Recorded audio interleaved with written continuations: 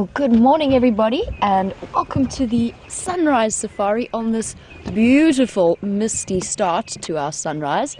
It is absolutely stunning out here on Nkuhuma and Arathusa game reserves in the Sabi Sands. We've woken up to just being blanketed in mist. And we did have a nice herd of Impala who was standing there just before we went live, and I did try to tell them that the light was best there, but they apparently didn't want to cooperate and they moved. So I'm going to shift forward slightly so we can have a look at them before I carry on with my introductions and see if we can get a good view of Impala in the mist.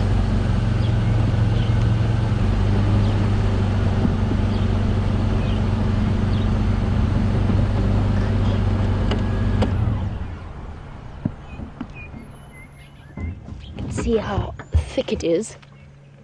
I'm pretty sure this is going to burn off very fast. It's not too chilly this morning. It's 15 degrees centigrade, which is about 59, I think, degrees Fahrenheit. So not at all too cold to start with, and I think it's going to be very warm when this mist does burn off. But for the moment, we're just enjoying the pretty colors that it makes. Anyway, for those of you who don't know, my name is Jamie, and I have Chandra and camera with me this morning. And on driving around on Wendy is Scott, and he is accompanied by VM, the wildebeest. We also have Nikki and Jess in FC, and Alex working on all the technical things that arise when you are showing a live safari. So everything that you see on your screens is happening right here, right now. First thing on a very misty morning. And if you're a new viewer and you want to ask any questions or if you anything that you want to tell us, you can do that on #SafariLive on Twitter, or you can email through to questions@wildearth.tv, and we will definitely try and answer anything that you have to ask. Regular viewers, of course, know that they can send through questions at any time.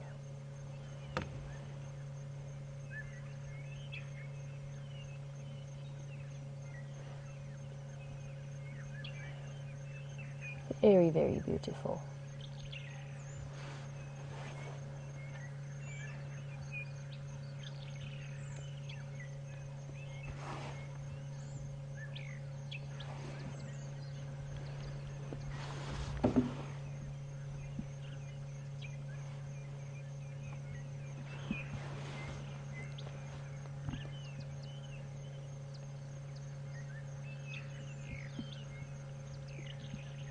Now, I know that I'm certainly enjoying the breathtaking scenery that's around us.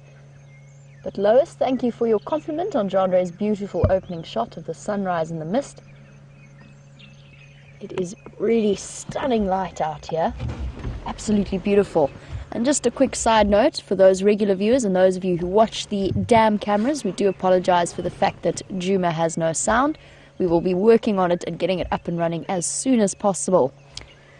I thought I heard a squirrel alarm calling during our static opening, but I think I'm going to go and investigate further. I can't hear anything now. Mornings like this, visibility is a little bit tricky, but let's see what we can find you, what else we can find you in the mist, as these Impala have moved off.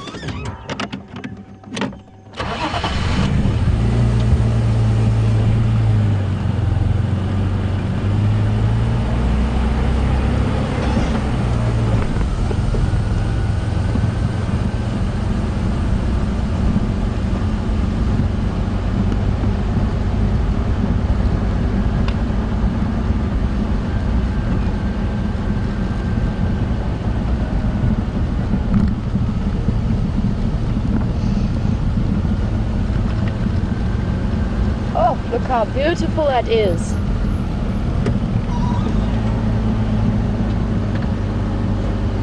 I'm telling you, it's going to be a really stunning day. And whilst I continue on my search for other things to show you in the mist, I believe Scotty is out and about and ready, and he's got some other beautiful misty and dewdroppy things to show you. So let's head across to him and I will catch up with you a little bit later.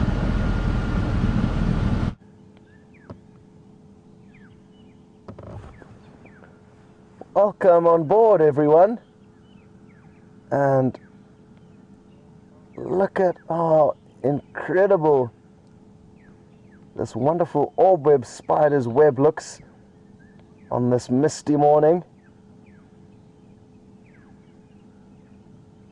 Imagine the brain power and skill that these little animals have to be able to craft such an amazing web.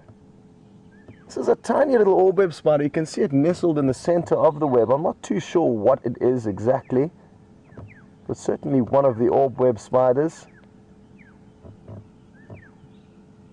And Vim and I were hunting around desperately for other things, certainly, but mainly a spider web, and this was the one that we found. So hope you enjoyed that start, and it sounded like you also got off to a great start with Jamie on the other vehicle. We are working the southern portions of Nkuhuma this morning, and I'm sure she's told you her plans, which is to work the northern section to follow up on any signs of leopard in that area. There was a bit of audio late last night, and she's interested to try and hunt that leopard down. And we've come here in the hope that we might find anything of interest. We've seen quite a few fresh elephant tracks here, and there is a chance maybe the Birmingham boys would have returned from the south, where 3 of them were found late yesterday evening.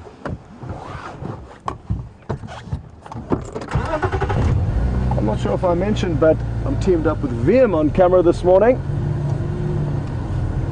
and I really do love the mist. We've had a fair amount of misty mornings. Vim wants to show you exactly how misty it is, and as we've been driving along, you'll see my new hairdo has been not covered in hairspray but condensation as we've driven along, and it's actually been quite a strange sensation. There's been a lot of condensation building up on our eyelashes that kind of make your eyes feel a bit gluey. And as I was saying though, we have yet to capitalize on the misty weather in terms of finding some better known characters, leopard or lion, in the mist. So we're hoping before the sun burns off this mist, we will find you some more animals to film. VM mentioned a black leopard would be nice, and interestingly enough, I said the same thing on the way through to the DRC, where most of the camps stay, or most of the staff stay, and you do get them. I'm not sure if one's ever been seen in the Sabi Sands, though, not as far as I'm aware, but not far from here there are areas where you get this melanistic gene. It's a recessive gene where you get pitch black leopard. I've never seen one. The closest thing I've seen to a melanistic leopard is a melanistic serval, and that was in the Aberdare mountain range in Kenya, which is renowned for not only melanistic serval but is also melanistic genet and also melanistic leopard. So they are out there. You also get a leucistic leopard or strawberry leopard, which is basically the pale form. So the melanistic is the dark form and the leucistic is the pale form.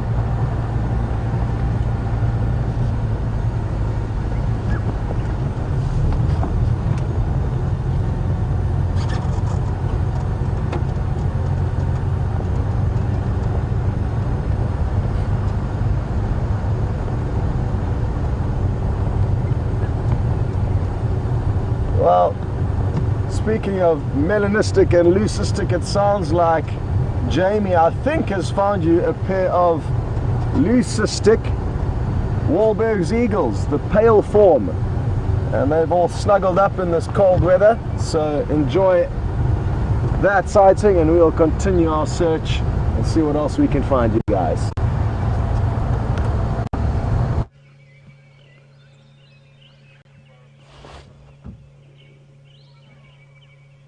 Welcome back. And I just thought on my way up to Buffelshoek Dam I might stop and check in with our resident pair of pale morph Wahlberg's eagles, just because they look so sweet, tucked together, enjoying the sort of coming warmth as the sun is starting to break through the mist. That seems to be their preferred branch. can see the female is on the left, I think. Looks to me. She's slightly bigger than the male. It's on the right. Aww. Aww. What a nice way to start the morning.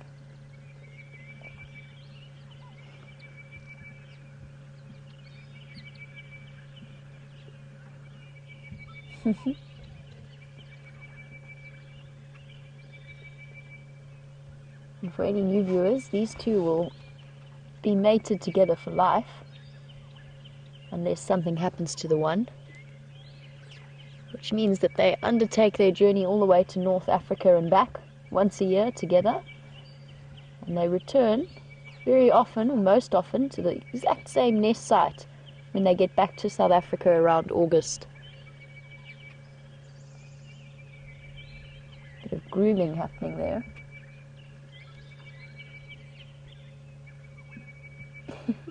I can't decide if she looks like she's enjoying it or if she looks unimpressed.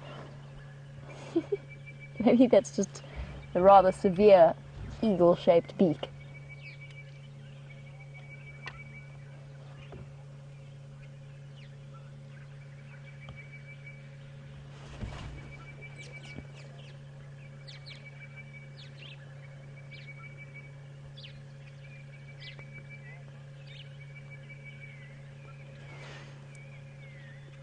Now, I believe when we set out this morning, Scott was determined to go out and find a melanistic leopard in the mist, which you never know, surprises happen. And he was talking a little bit about leucistic and melanistic animals. In this case, they're not leucistic, these pale morphs. They make up about 5 to 10% of the population, depending on where you are. It's quite a high percentage in this area. So these aren't leucistic in any way, but they are much paler than the average Wahlberg eagle.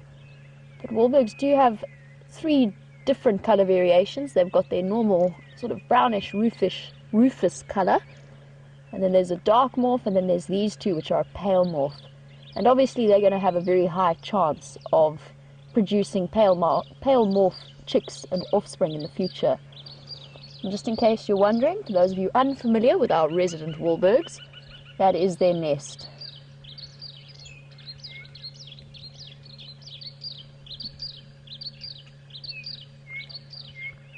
It would be interesting to see. I haven't seen that many leucistic or melanistic creatures out in the wild, but it's still special to see 2 of these. They're fairly rare.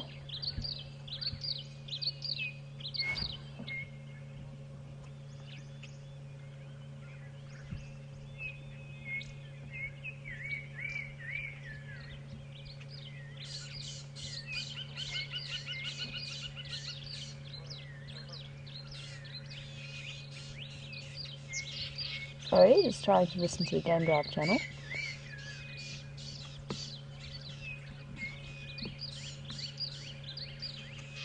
Had a really beautiful morning scene of peace. Okay, well, we've checked in with our residents and we'll be keeping an eye out on their nests to see if or when they produce their chick. I did see them mating last week, so we should expect the pitter-patter of tiny little, I don't know, claws, I suppose, and little wing beats in the future. They'll definitely be coming around in the next few months, but we'll keep an eye on it, and we'll see if we can every now and again see a little head poking up out of their nest. As I'm sure many of you know, baby raptors in the beginning are not the world's prettiest birds, or the world's prettiest things. They need lots of care. Goodbye, Wahlbergs. They're so patient, those two. They're quite happy to just sit there, be observed for a bit.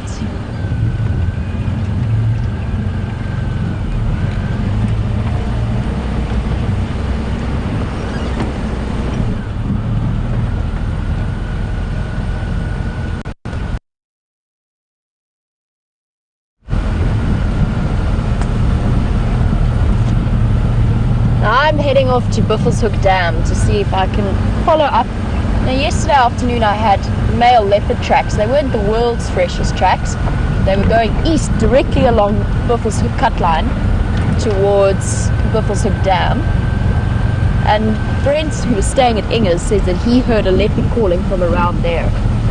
Now, that's very far away. I'm super impressed with his hearing. I'd be surprised if I could hear a leopard calling from Buffelshoek Dam, but I'm going to take his word for it and head across there. Let's see if we can find out who it was and if that mystery male is hanging around there.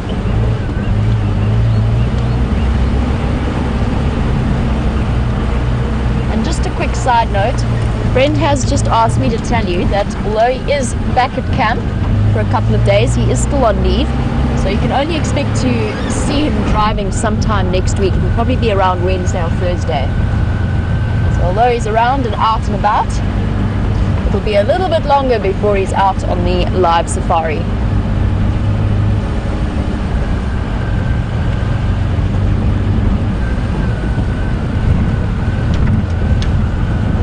Well, there you go, David in New Jersey. I've answered your question about when Brent is going to be back. James, on the other hand, I think still has another few days after that before he's back. It'll be the end of next week sometime, possibly even the beginning of the week after. I can't remember exactly how long he said he had on leave, but he is still wandering the streets of London, and I'm sure having an amazing time.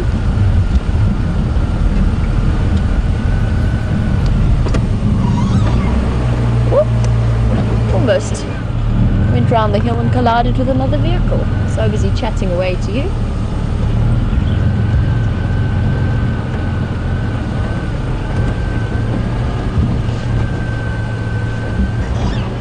And good news for Nkuhuma Dam fans. It looks as though help is on the way for the problems that you were experiencing with the sound. Seems to me that Peter's heading off to fix it right now, so hopefully that will be back up and running very, very soon. Morning, morning! Okay. One thing I will say about this particular part of the road is it doesn't make for two vehicles next to each other.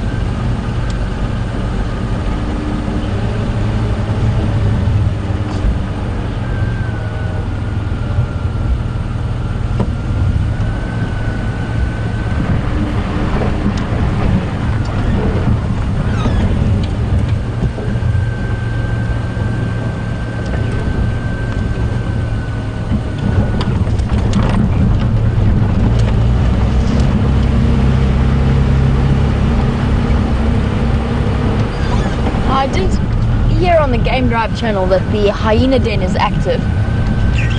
So I'm a bit torn between checking out Buffelshoek and going to the hyena den, but I'm sure you would all love some time spent with those cute little cubs, so why don't we rush across there and have a quick look at them and then head back again to Buffelshoek. We've got the whole morning ahead of us to head out and find you things.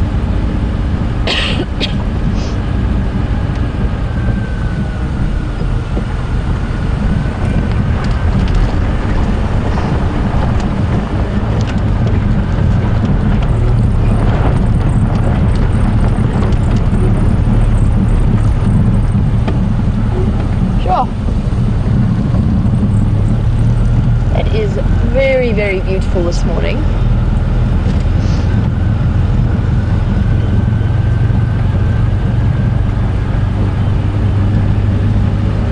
And it'll be interesting to see how long these hyenas choose to stay at the current den site that they're at. Because they moved about 2 weeks ago. Essentially just after I got back and saw them for the first time in a long time. They decided they'd had enough and they packed up and left. It'll also be interesting to see if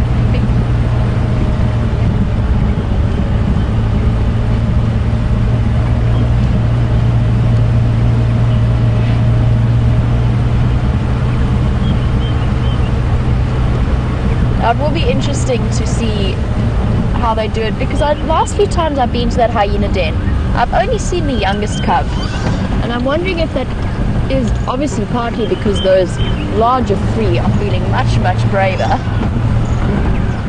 in terms of venturing outside. But I also wonder whether or not the mother of the youngest cub is keeping the little one separate from them, just because they are very big and very boisterous at the moment. Can't keep an eye on them when she's out and about foraging.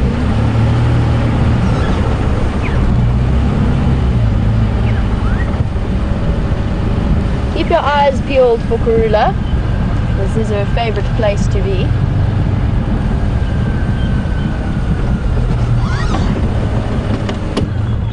Let's stop and try and grab that. Oh, I'm getting better at it. Listen to it chirping. There's a starling up at the top there. And then if we duck down a little bit, you can see the black-headed oriole. Oh, it's gone. Oh, orioles are becoming my nemesis now. I can hear it whistling.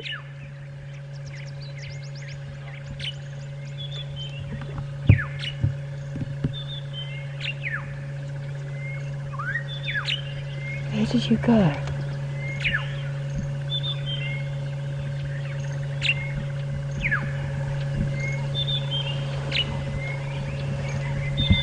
Oh well. At some point, I promise, we'll get a decent view of a beautiful black-headed oriole. At the moment, there's one that lives almost permanently outside my room at Inge's house and calls pretty much constantly throughout the day at this time of year. They can be very, very noisy birds. So that's the whistling you were hearing.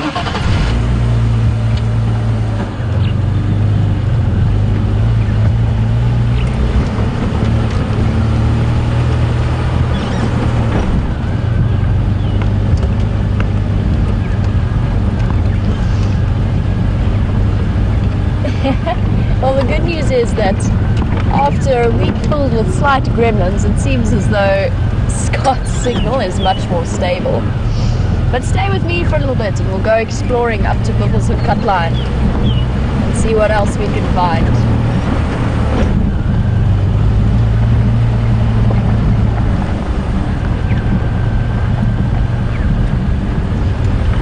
Oh, this road is slowly disappearing.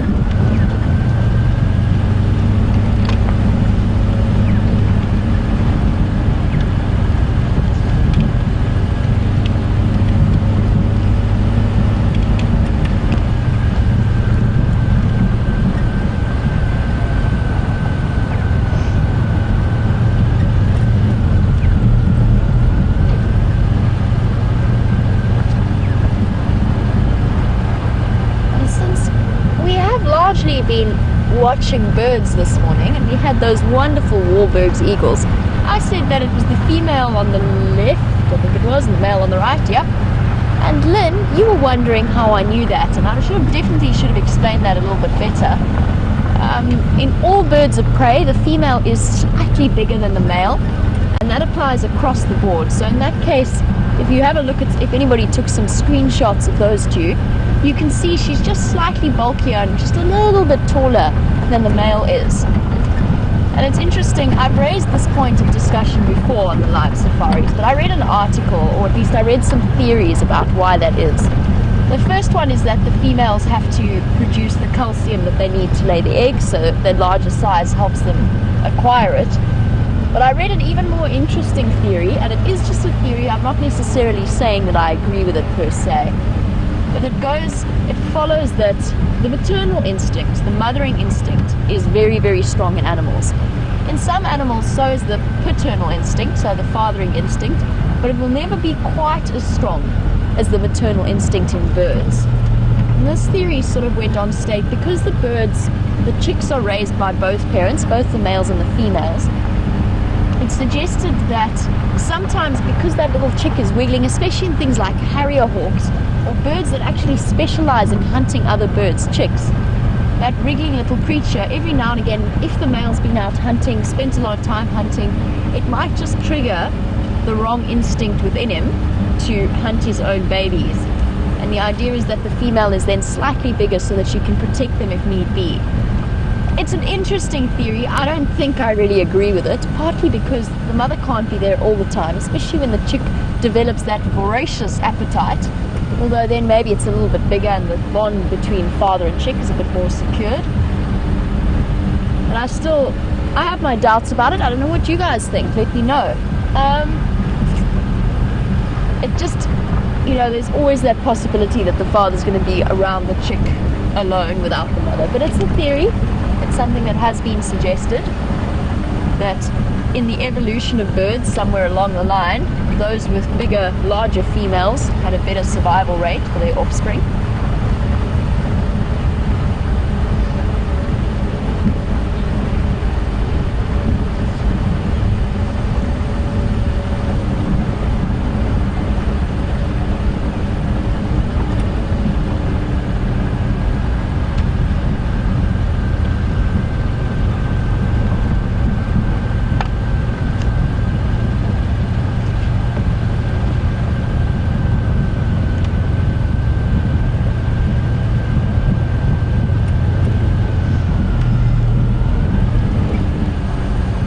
Chatting a little bit about the Wahlberg's eagles now that we've discussed the male versus female. Let's move on to the fact that they have different color morphs. And just like in animals where you have a leucistic or a melanistic gene, with the color morphs, and it is a genetic thing, although it's not as defined as leucism or melanism or albinism, they can completely interbreed. So Lynn, you were wondering if they can. Yes, they can. And they will interbreed with each other. Hold on one moment. Oh, sorry, that was Jean who asked that question. I'm getting two questions confused in my head. Hold on one moment. I'm going to stop the car for a moment. Let me just grab my book for those of you, especially for the new viewers, so I can explain a little better about color morphs.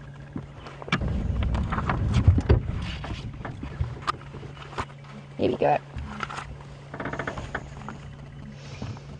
Now, interestingly, we've got these two pale morphs that are breeding around Wahlberg's, aptly named Wahlberg's Road, that we visited earlier. So that is them there. But we've also got the different morphs here, the dark morph and the buff morph. And probably the most common one is the one at the top. And very, very occasionally you get mixed species, which they haven't got pictured here, but that might have brown bodies and light heads. And that's much, much more unusual. But interestingly, we've got those two ones at Wahlberg's Road. Then at Red Dam, there is a dark morph and a pale morph breeding together. And I also think at Twin Dams, there's a normal, sort of everyday communal garden buff morph, Wahlberg's eagle, and a pale morph as well. Completely interchangeable. The recessive gene in this case is the pale morph. So that is the one where if they have chicks and they breed with a dark morph, there's a slightly smaller chance that their chicks are going to be born pale, or hatch pale, not born. But there you go, a little bit of an explanation there for all of you out there. Very pretty birds. And we can start also, these are the sort of the first migratory eagles to be looking out for. But we also get the steppe eagle, which is going to be coming back soon. We'll be keeping an eye out for him, very large bird. And if you're getting a little bit confused, if you see one, it kind of looks a lot like a tawny eagle. Just make sure you look at that, the length of the strip there that reaches behind the eye. It's known as the gape. But those are the eagles we're going to start looking out for. I can't wait until all of the bird species return to this area. Already we're getting some, but the bee-eaters and the cuckoos, they still haven't arrived just yet. I'm going to continue on my way while I talk about this, otherwise we'll never get to hyena day.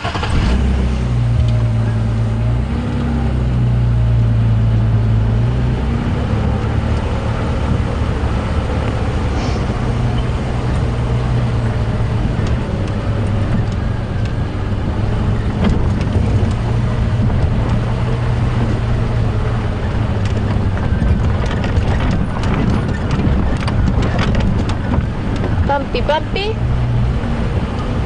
One of the few slightly rocky areas on Juba.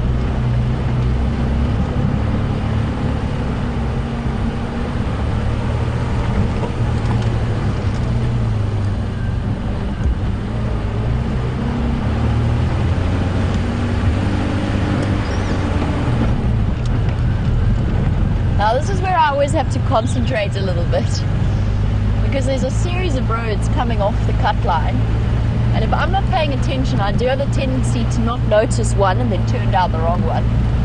So we'll go carefully here. Wouldn't be the first time I've done it.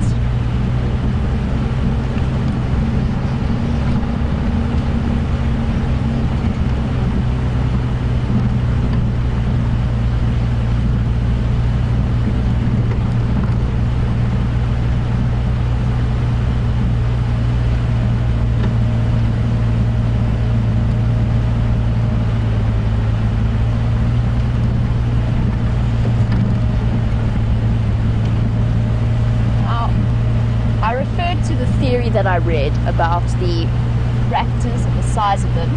And David and Sherry, you were wondering where it is that I find these articles on interesting points of animal behavior and whether or not they're local to South Africa or further afield.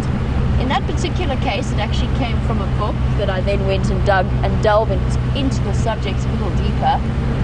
It was in an incredible, very large, almost a tome on bird behavior. In terms of finding articles, it's actually quite tricky, obviously, to get access to academic articles. What I usually do is I go and look at the points in the books, in my textbooks themselves, and in my behavior books, reference books, and then all of those will, of course, have reference articles attached to them, and then I go out and I see if I can find them. It doesn't always work, but it is still very interesting to do. You've got to be careful, of course, because there can be a lot of unreliable stuff out there, or studies that have been conducted with you've got to read the parameters of the study very carefully, because they might not be applicable to this area, or they might have been conducted over a very short time. It just depends what it is you find. But the nice thing about being in the group presenters that I am in at the moment, and it was one of the reasons that I was so excited about working for WildEarth to start with, is that everybody here has been so supportive in terms of my learning process, and everybody shares their knowledge. And whenever one of us finds a nice interesting article, then we pass it on to the others, especially when we're all involved in part of the sighting together. So one of us might have been with the Birmingham boys one day and the next one comes in. So we've all seen bits and pieces of the unfolding story. And then we can sit together and discuss and look up what we think is happening in the animals world. And of course, having people such as James and Brent and Scott, as well as Steph, with years worth of experience, you get some really incredible discussions and debates that happen around the kitchen table every now and again.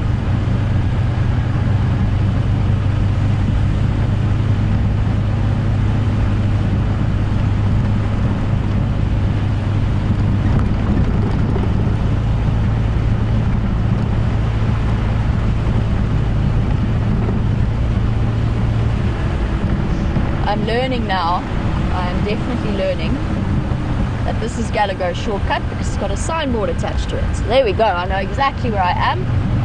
The next one is Aubrey's Road, which is where our hyena den is situated.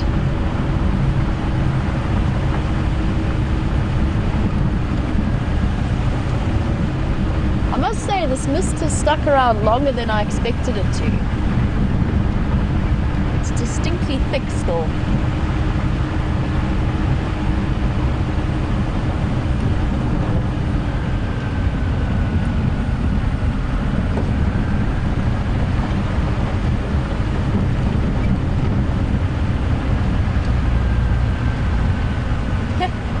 And I think Eric's got it absolutely right when he says it looks like I'm in a cloud. I feel like I am. Look, this little link road. I definitely feel like I'm in a cloud.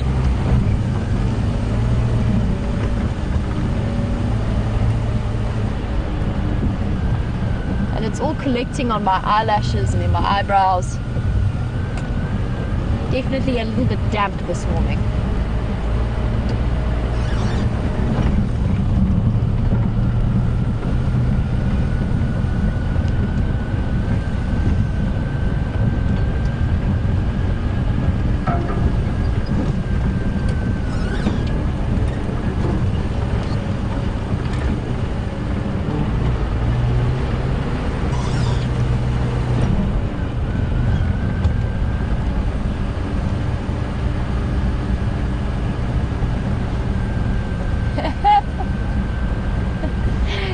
Lorraine and Kevin, who are watching the Nkuhuma Dam camera, have now mentioned to me that the 2 hyenas are at the Nkuhuma Dam, so possibly not at the den site.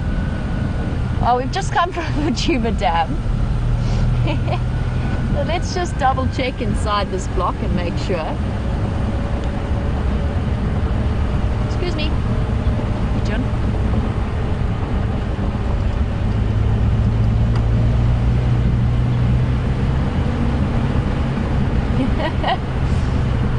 I said this yesterday.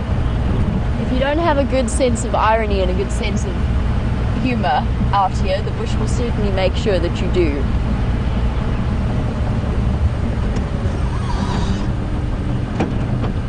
Let's go and investigate. See what we can see. Maybe we'll get lucky. Maybe there'll be a mom or two out and about. But thank you for that, both Lorraine and Kevin.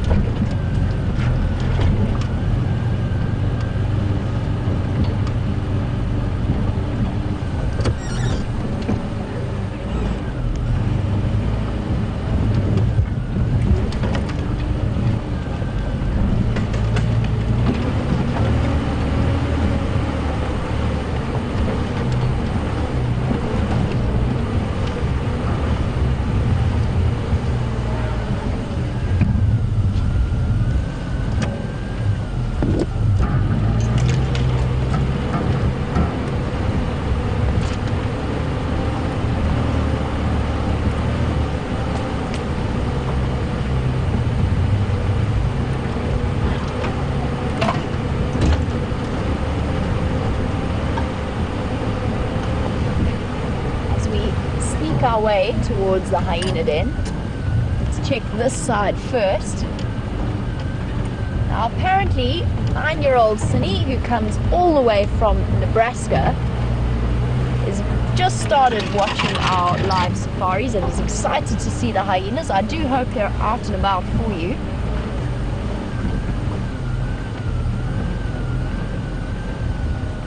Thought I heard something crashing.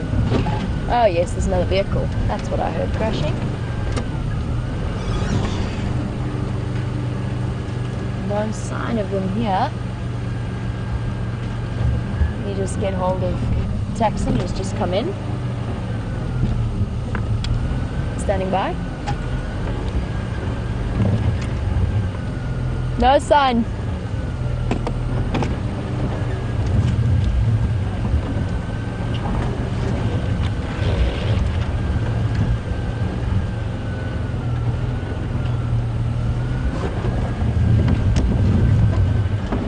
Sorry, I will get back to your question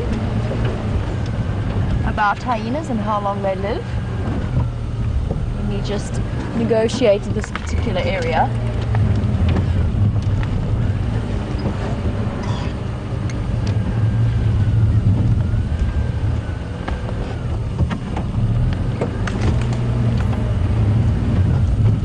Try and move around to the other side.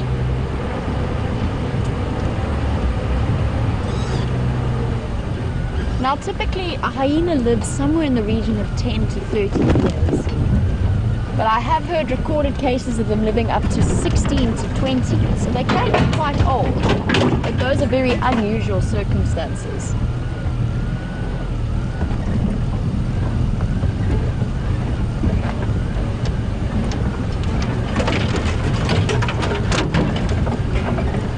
Oh dear, all appears to be quiet at the den. I think that Kevin and Lorraine were right. We'll just readjust so I can show you the entrance.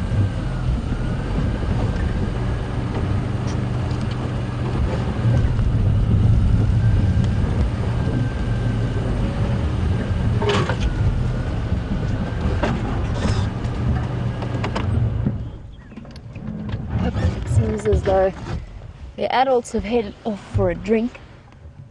And as a result, the cubs have disappeared inside. Just that little bit too late.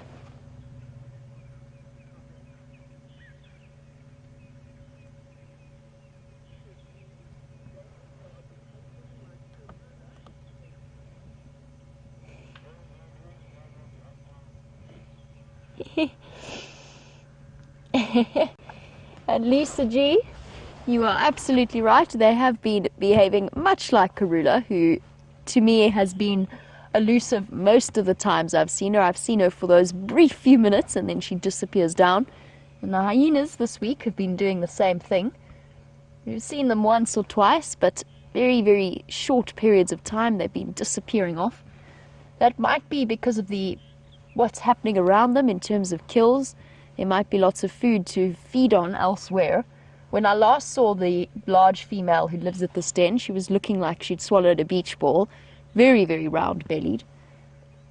So they've obviously been eating well, but decided that this morning they would be thirsty and disappeared off to the dam as we approached the den. I'm going to do one more loop into the clearing that they sometimes lie in. We'll see if they're there. There's definitely a slight smell to a hyena den. For those new viewers, just to give you a description, it smells like a combination of slightly rotting meat and wet dog.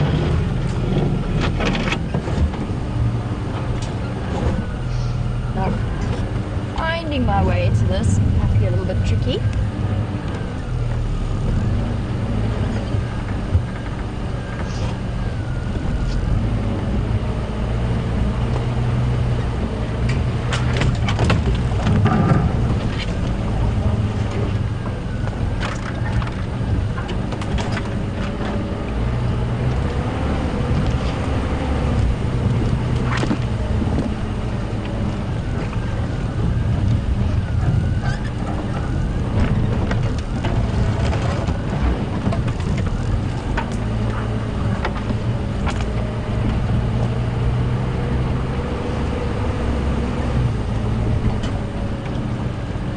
Let's see if these hyenas are being sneaky with us and hiding in their favorite clearing.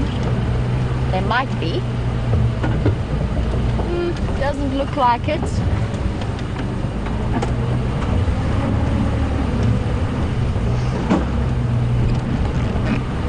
All is looking very, very quiet around the hyena den. Oh well, sorry everybody, but it is one of the joys of a live safari is the animals don't always want to be on camera. Sometimes they do just vanish.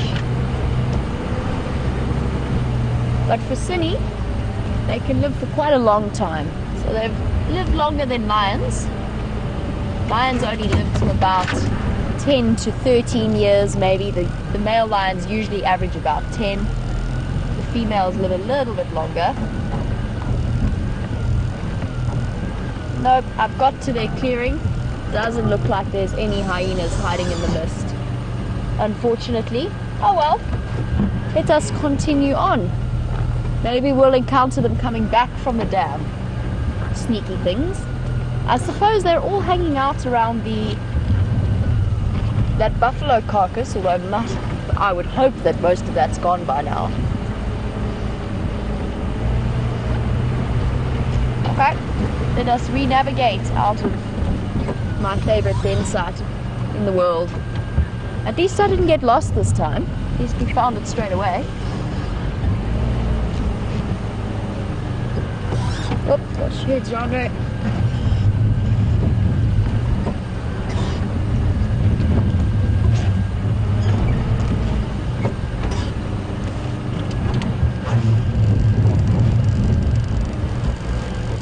Don't worry, never fear, we will be back again at some point to check whether or not these hyenas are out and about.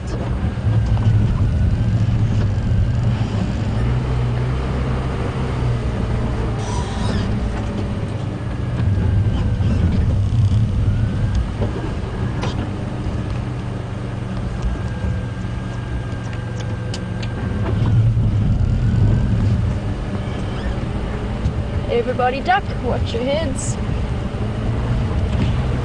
In these thorns.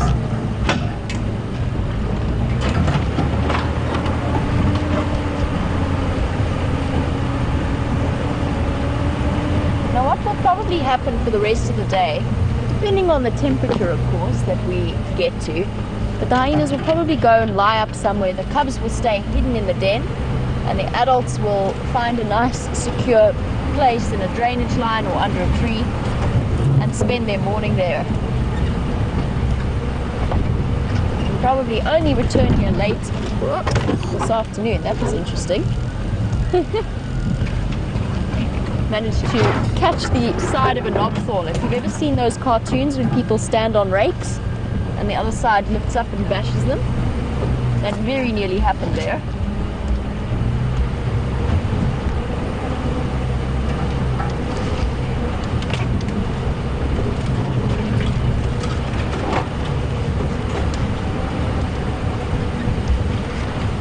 And I think this block has become the place of the 20-point turn on a very regular basis. Any noses poking out? Doesn't look like it. They've all gone to bed like good little hyenas.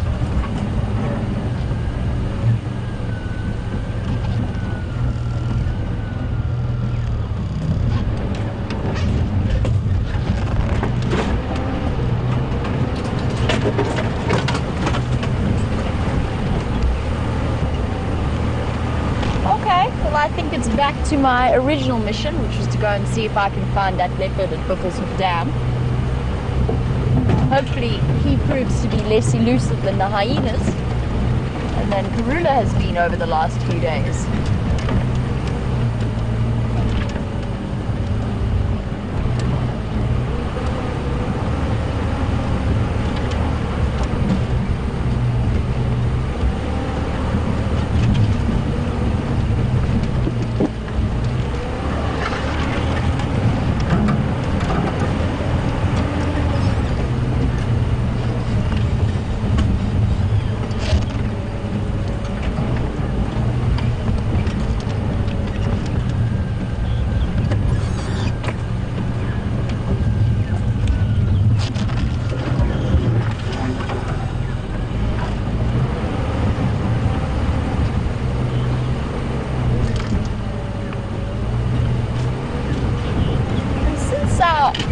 Hyenas are proving to be elusive. Let's continue back to that point I raised about the bird question as to why females are bigger than males. And Raisa has mentioned that she read that peregrine falcons, the female is bigger than the male purely because they hunt different sized prey so that they're not in competition with each other. And that's a very valid point. It is an interesting observation. The reason that it's interesting though is because in most animals and in all other bird species in general, the male is bigger so that he is not in competition with the female. So say something like a woodpecker, the males have slightly broader and harder beaks so that they can tackle the different parts of the tree, so he's not in competition with the female. And the same goes with something like a giraffe, where the male is taller, is bigger, and he actually feeds with his head up much higher than the female, who tilts her neck down. And yes, I think the size difference would absolutely make a difference. It does reduce the competition between them. And maybe in peregrine falcons that is the reason. I don't know, it's still an interesting question in my head, because usually in the animal kingdom it's the opposite way around. The male is usually bigger and stronger, except in, say, the case of the hyena or in birds of prey. But definitely a very valid point.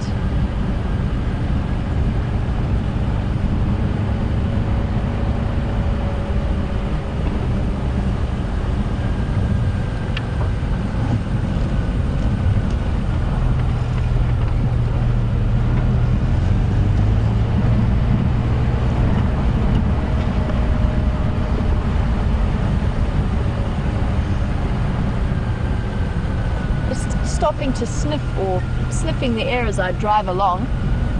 I'm sure I just caught a whiff of some pachyderms, but I don't see any of them.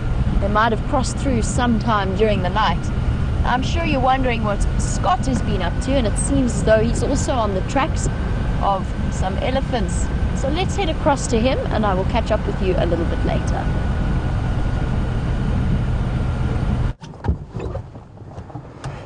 Welcome back everyone, and we have just stumbled upon a herd of animals that are going to be wonderful to view in these misty conditions. Take a closer look, it's a little bit thick. You may hear a few branches breaking. There we go. How awesome is this?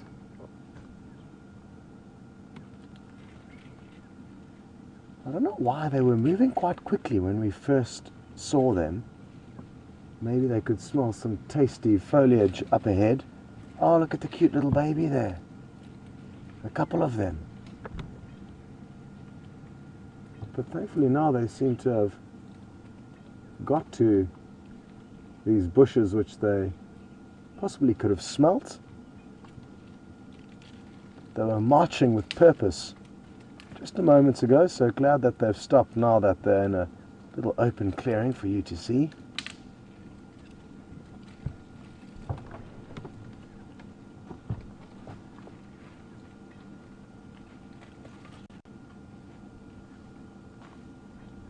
I'm not too sure how many elephants are within this herd, but there certainly appear to be quite a few youngsters, which is great.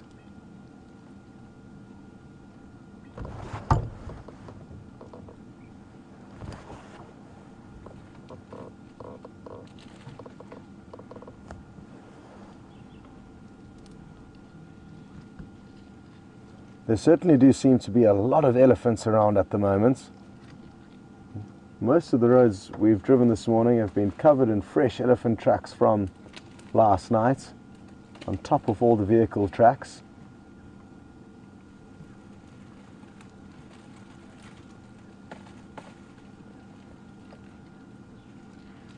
And because elephants aren't territorial, their numbers will fluctuate greatly over the weeks and months. Sometimes they are numerous, and at other times they have dispersed themselves elsewhere into the Kruger Park.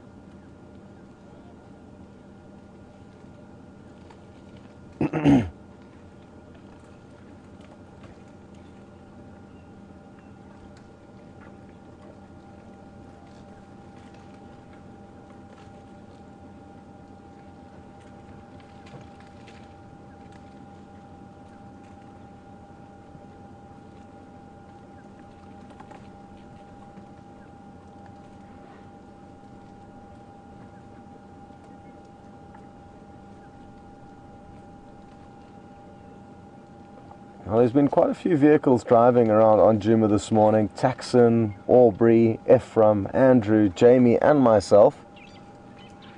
And none of us have come up with any lion or leopard tracks. So I'm possibly thinking about heading over to Arathusa to see if they've had any luck. Oh, she's going to come straight towards us now.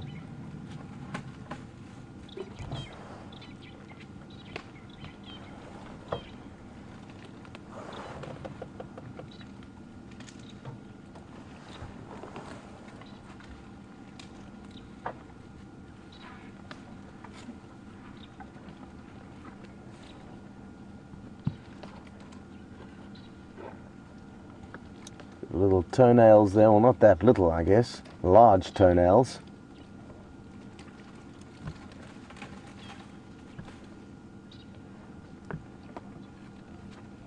She's a very pretty elephant, this lady. She looks quite young and in great condition.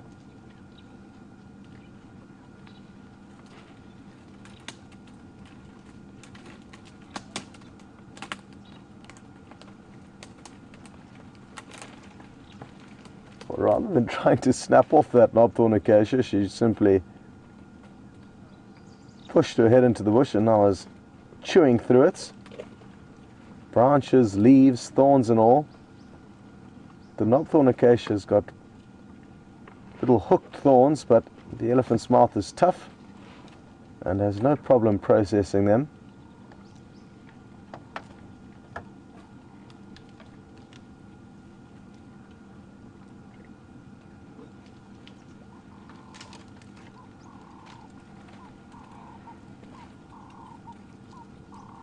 Having a little bit of trouble breaking the branches, it appears, so she has adopted the same technique as before, using a very large flat molars, which are full of angled ridges, perfect for chewing on leaves and branches.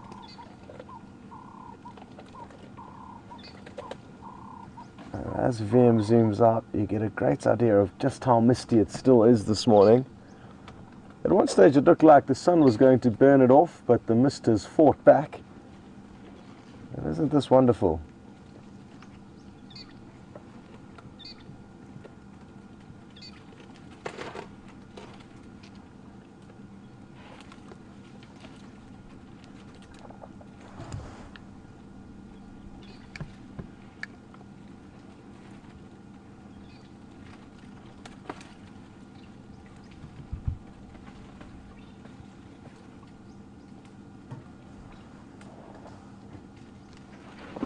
Oh, hello, lady. What's wrong? Why all of a sudden have you got frustrated with us?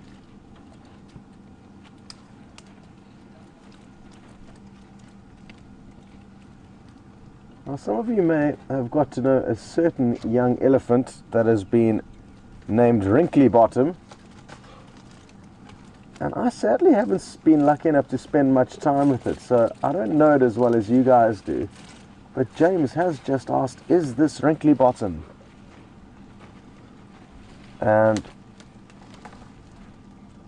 I'm not entirely sure if it is. I'm just going to have to drive forward in order to get a better view of them. I can't reverse anymore because we're too close to these ellies, and as you can see there's a lot of our equipment in the way.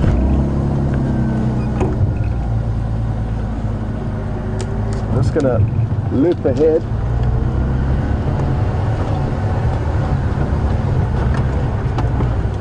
And then turn around and get us a better view of them. So James, I'm not too sure. I'm not sure if any of you guys have noticed that any of the young calves within this herd are Wrinkly Bottom. What I do know is that the behavior of Wrinkly Bottom is usually quite characteristically playful, and none of these elephants have shown any sign of playing just yet. What is going on there? Why did that one elephant come running out of the vegetation there? One youngster.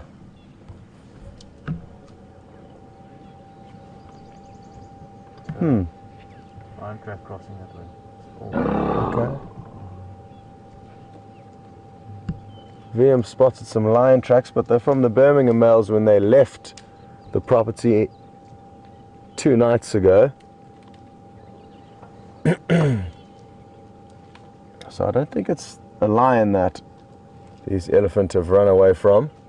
We have also driven the southern boundary before coming onto this road, which is called the Weaver's Nest. I didn't see any lion tracks coming back into Nkuhuma.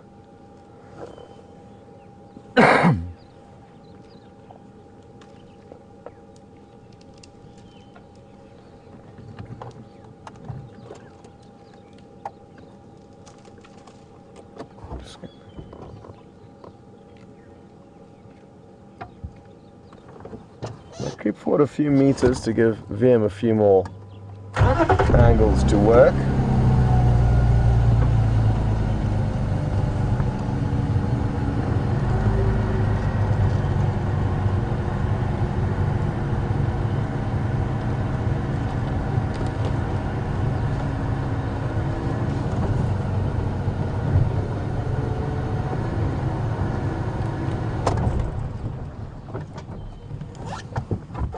Okay, well, I've just heard a wonderful update on the radio, so I hope Jamie does have her Game Drive channel turned on, because she is closer to where those animals have been located.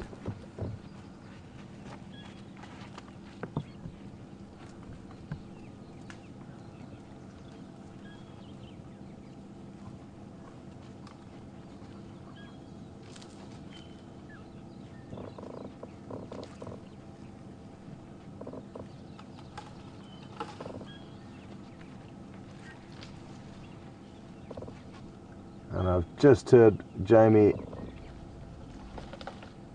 call herself into that sighting, so you've got a little surprise in store, and that's great news.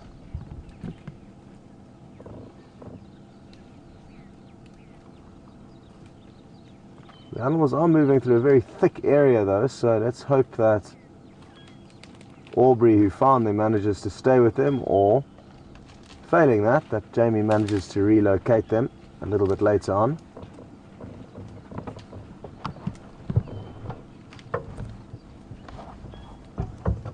I'm just going to creep forward one more time. Ellies are making life a little bit difficult for us, getting very short visuals before having to move the vehicles around.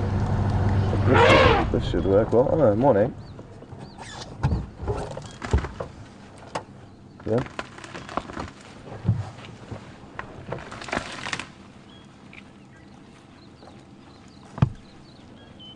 Oh, we just missed a big tree getting pushed down, but it's tricky business knowing where to film here, so that's why I just said VM.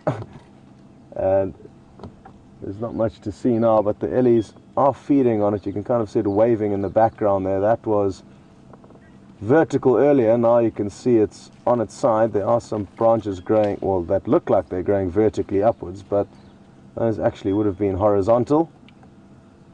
And it was the big cow that we saw earlier that flattened that tree in order to more easily access the leaves.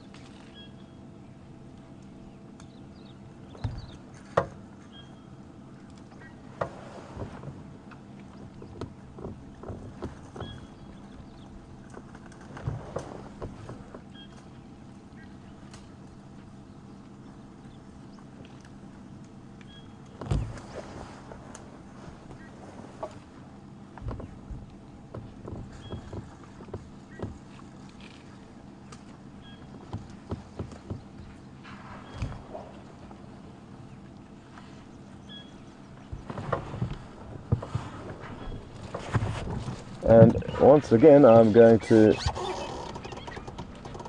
probably have to turn the vehicle around, although VM's found a tiny gap. Look at all these elephants. Where are they coming from? I guess that is the beauty of this misty morning. We can't see very far. I'm getting pleasantly surprised by a surprisingly large herd of elephant that this is turning out to be.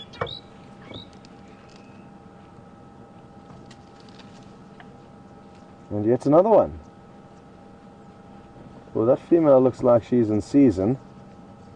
You may have noticed between her back legs wasn't your typical state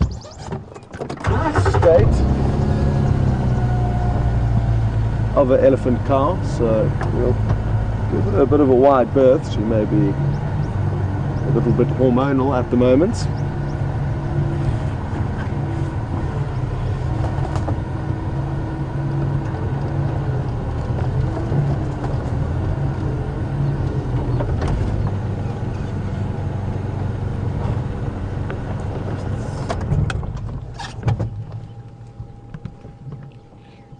Proving to be quite a tricky area to film in, but VM's doing a great job. Look at this mist.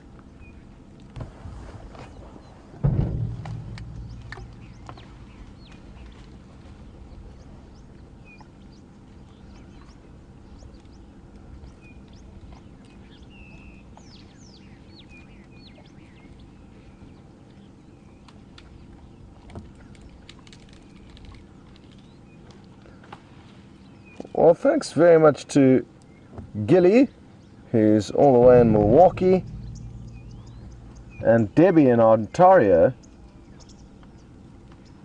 for providing us with a bit more information on Wrinkly Bottom's mother. And she's apparently got a very distinctively straight tusk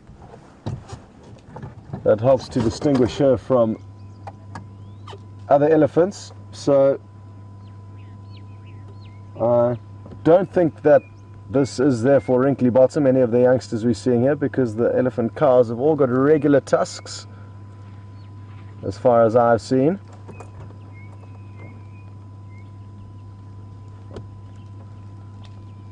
Let's try and reposition one more time. Let's see if we don't have any more luck. I've seen quite a few vehicles streaming past us on our southern boundary in a westerly direction towards Arethusa. I'm wondering if something's not going on there. It could well be the case.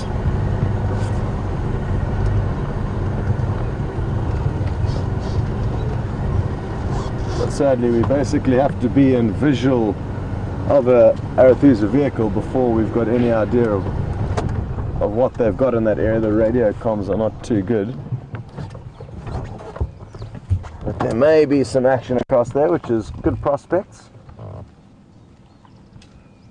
The elephant cow on the right of the screen is the one that's pushed down the knobthorn tree earlier that she's still feeding on.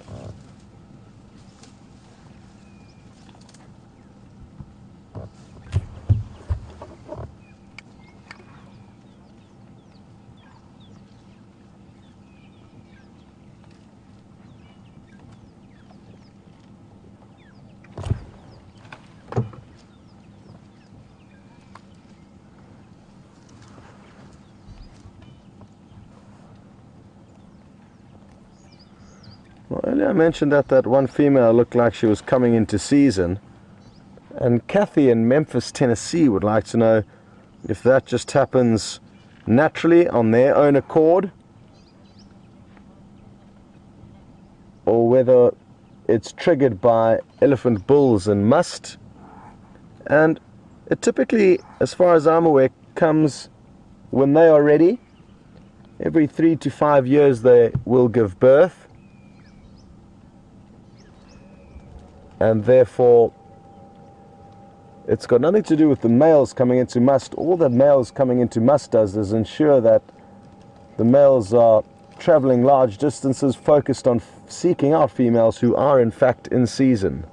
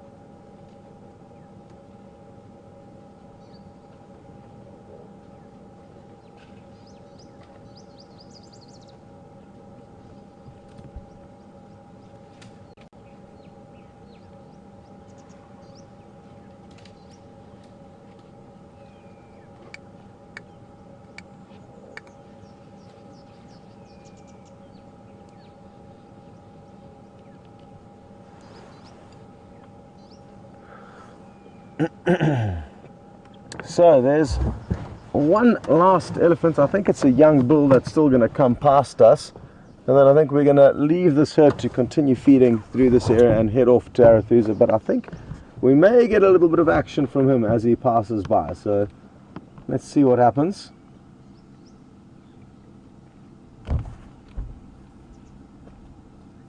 I wonder how old he is. Maybe 8 or 9 would be my guess.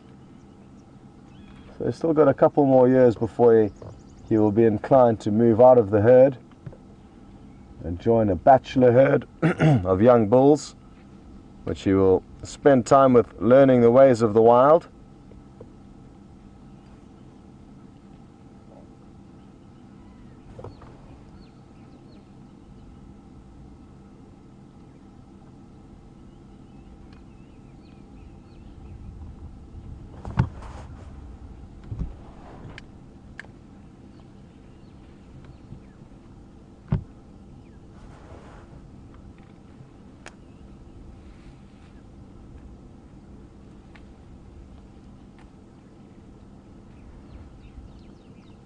And speaking of guessing ages of elephants, Mohammed on Twitter would like to know, how do we go about aging elephants, or guessing how old they are?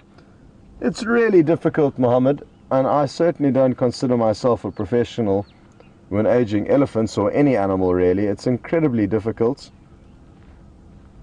And what I'm looking at here is mainly its size and the fact that it is still with the herd.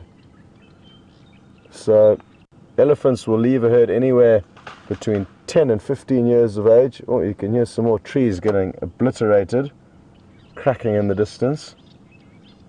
So the fact that he is still with the herd, coupled with his size, would make me guess anywhere at around 8 or 9 years, but like I said, unless you actually know when it was born, it's so hard to tell, as it is difficult to distinguish ages of humans. If you lined up 10 humans in a row, even though we are humans and we know our own species better than probably any other species, it would be difficult for us to accurately guess the ages of even humans. So it was just a guess, as I know a lot of viewers for some reason love to know the age of animals, but it's something that most guides don't quite understand, because what difference does it make whether it's 7 or 8 or 9? But it's kind of human tendency to want to know the age of animals, but nobody can really provide anyone with the correct answer. So it's one of those strange things that just happens in the safari industry. Of course, the leopards and the lions that we are able to follow very closely for a few reasons. There's not very many of them, so it's easy to distinguish one from another. And the fact that they're highly territorial means that we can quite accurately know how old they are, but most of the other animals, it would be very difficult to know accurate how old they are.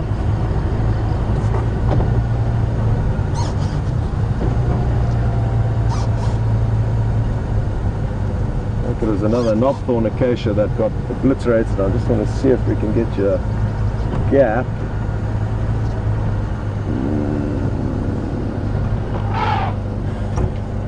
Not easy. You can maybe get through that little gap there and see where the branch is cracked. Further down to the right is where the tree snapped, I think. There you can see a tiny bit of kind of yellow bark through there. That's the tree that we heard breaking earlier.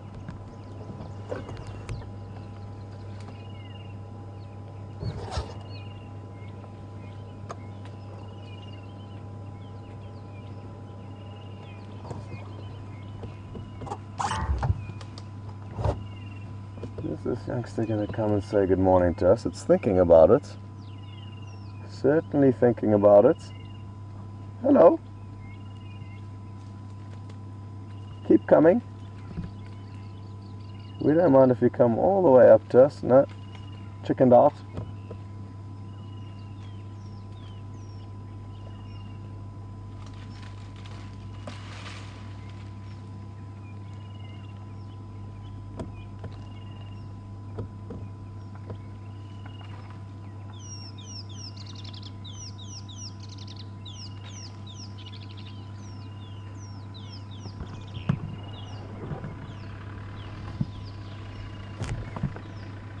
There goes Andrew. He's driving around looking for some cool things to drone. He's on drone duty this morning. Let's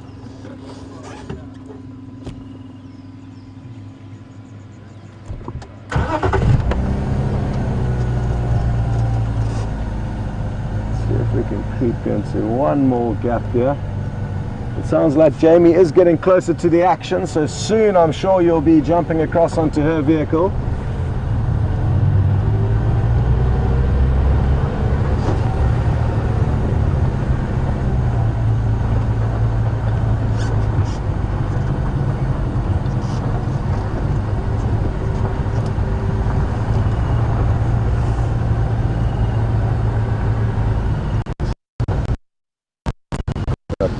Vehicle.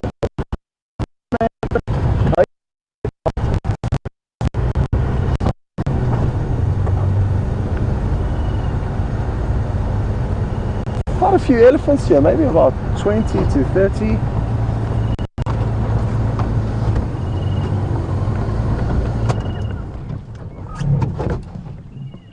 Oh, look at this fork-tailed drongo. It flew right up to the vehicle. We obviously chased up a little insect that it flew in to catch.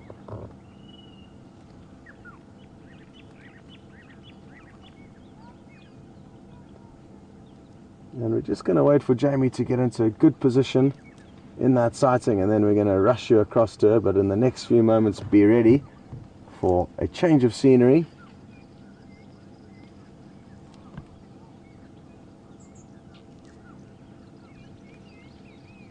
And it sounds like she is in that position now, so without further ado, we're going to rush you across to Jamie as this young elephant runs off into the distance. Perfect timing. Enjoy, and we will catch up a little bit later.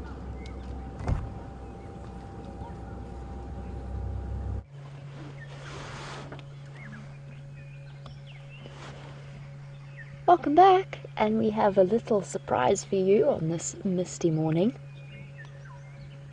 Look who we've got here on top of a termite mound. 2 lionesses in the mist, although the mist is nearly gone. I'm still not too sure who this is. And we have Aubrey, the wonderful Aubrey, to thank for our sighting. He found them on close to Buffelshoek Dam, coming this way. Who have we got here? It's just 2 females.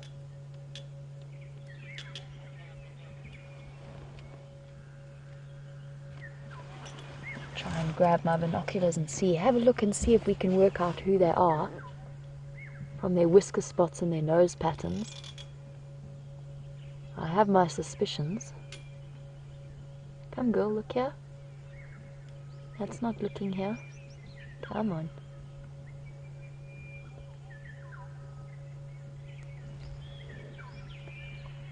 I wonder who we're seeing.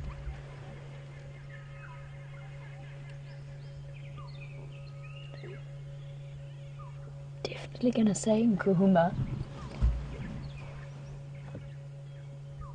But they look... I don't think it's the 2 young females we've been with over the last few days. I could be wrong. But how exciting is this? Back once again on Djuma. And with all of the chaos that's been happening with the lion prides over the last few days, or the last few months actually, it'll be very interesting to see who we've got here.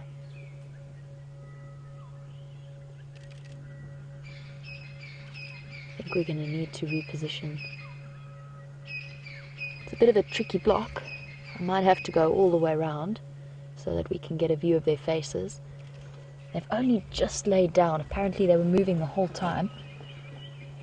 I've only just found them now.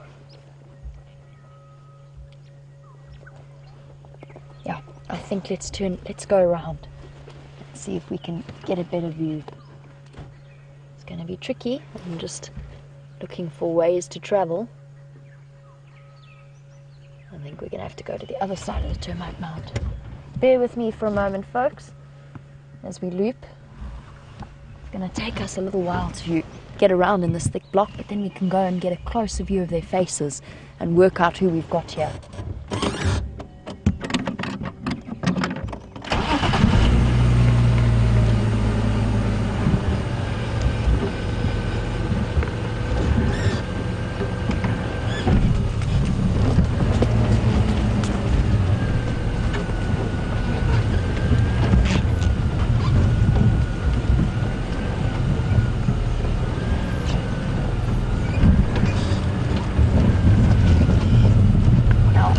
Two young girls that we've been seeing regularly that fled from the Birmingham boys recently, and if so, what made them decide to come back here? And if it's not them, then is it the 2 older missing Nkuhuma lionesses? It's just the 2 of them, so if it is the older 2, then where is that little sub-adult female?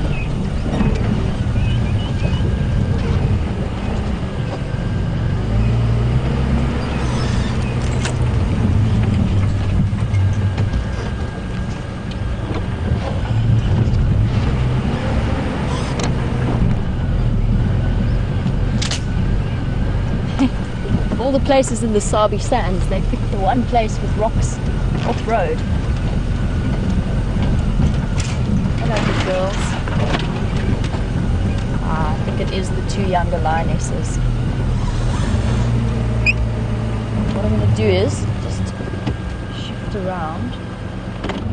Let's have a look at this one first.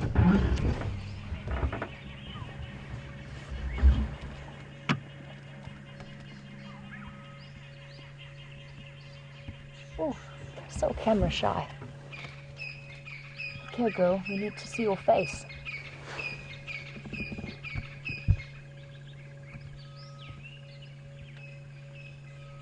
Now, for our more regular viewers, you know what to look for. Spots on the nose and whisker patterns.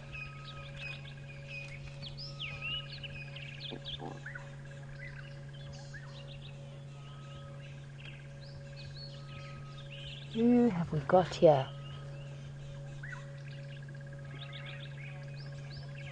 Let me know what you guys think, and you can do that on hashtag Safari Live on Twitter, or you can email through to questions@wildearth.tv.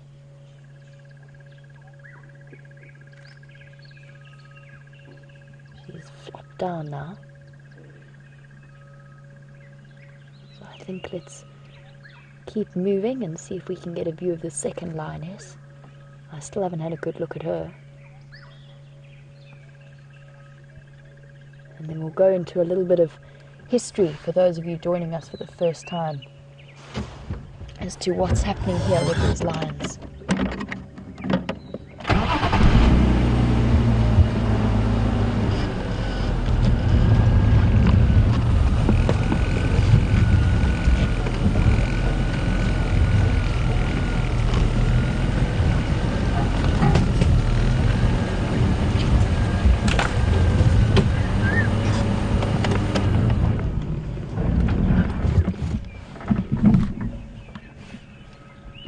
How beautiful is this image and this view? From the position that she's at, we are infinitely lower than her. We're actually looking down on her. We're looking up at her, she's looking down on us.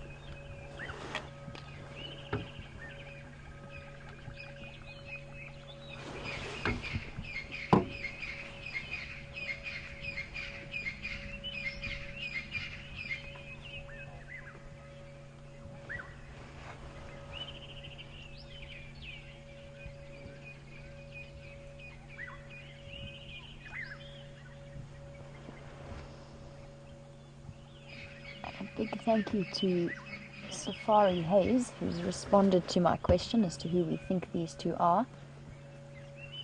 She tells me, and I agree, that these are the two younger females that we've been watching over the last few days. And in this particular individual, we're looking for a scratch, apparently next to her left ear, as well as the two dots on her nose. But this is definitely the two younger lionesses. So they've come all the way back after the events of the last few days. Now, for those of you who might have missed out, the Birmingham boys came through and chased them away off their buffalo kill. They were there for about 4 days feeding on that buffalo all by themselves, and the Birmingham boys came rushing in with an unknown female, and these two fled to Arathusa and to Red Dam. After that, we don't know where they disappeared to, but they've obviously made their way back to Juma now, 2 days later.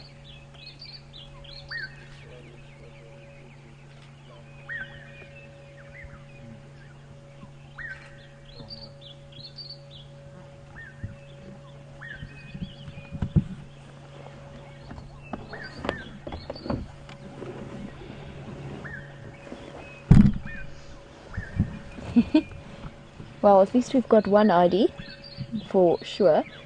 Cucino, John, you're right, they're absolutely not the Birmingham boys. You're spot on. And yes, there is some blood around the edge of her mouth there on the right side. It looks fresh. It's hard to tell if it's hers.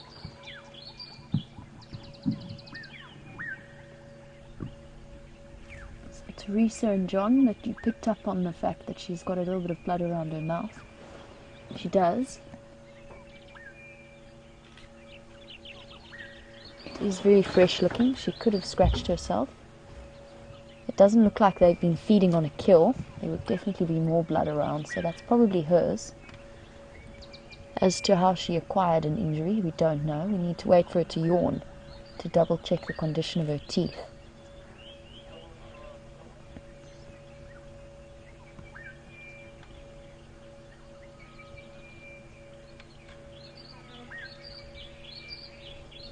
Doesn't look too inconvenienced though.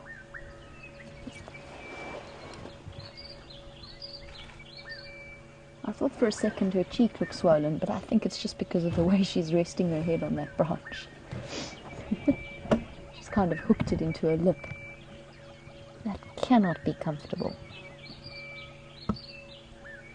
But it appears to be because she's nodding off.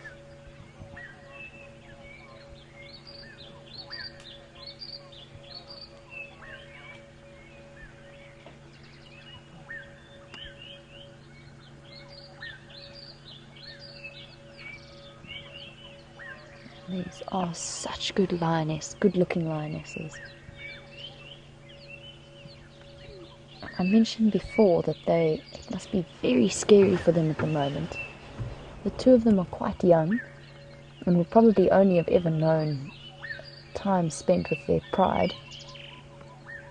And although it's not uncommon for lion prides to split at times like these, it must still be a scary thing. And I know that we're all hoping that they're going to reunite with the two older females as well as that sub-adult female. We just don't know where they are at the moment. They've completely disappeared.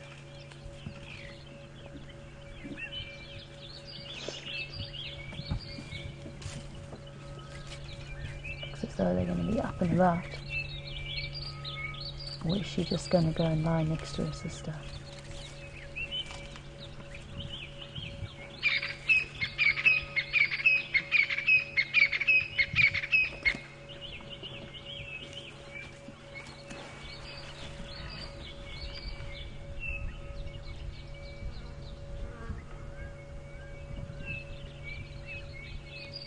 Got to double check. When we were watching those lionesses a couple of days ago, the one female had a hole on the inside of her back left leg. It's not the one that just lay down, I don't think. Was it her back left? Yes, it was her back left. So we'll be keeping an eye out for that to see how it's healing.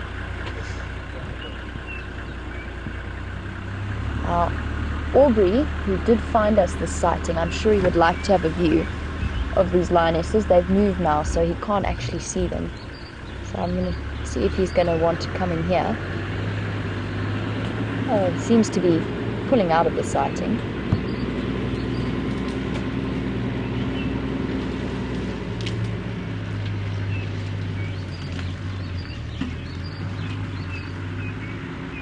Stick with these ladies until they decide to move and see if we can catch a glimpse of that injury that Vicky reminded me about.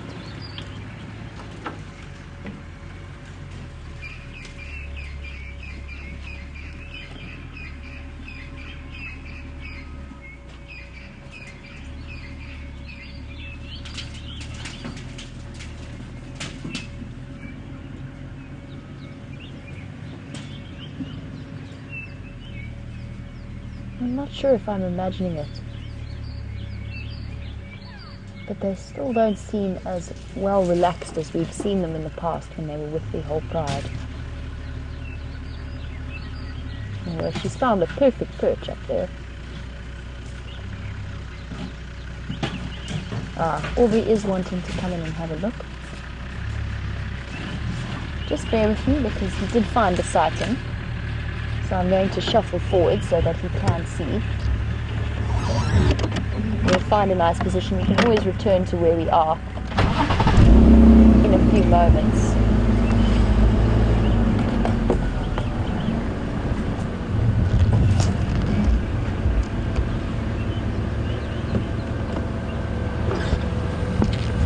Let me see what the view is like from over here for a moment, so that Aubrey can have a chance and his guests can have a chance to look at these two extraordinary creatures.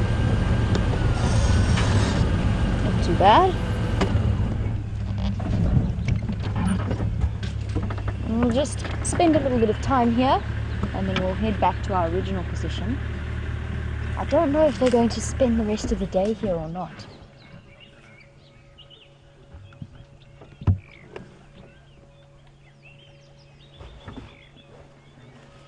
Or if they're going to continue moving. Apparently they were highly mobile. So it'll be interesting to see.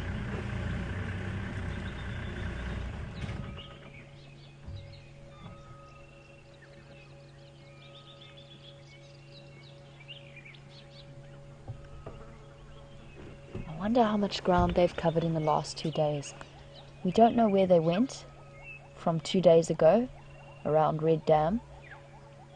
We just know that in response to the Birmingham boys' sudden appearance, they moved about 5 kilometers in 40 minutes.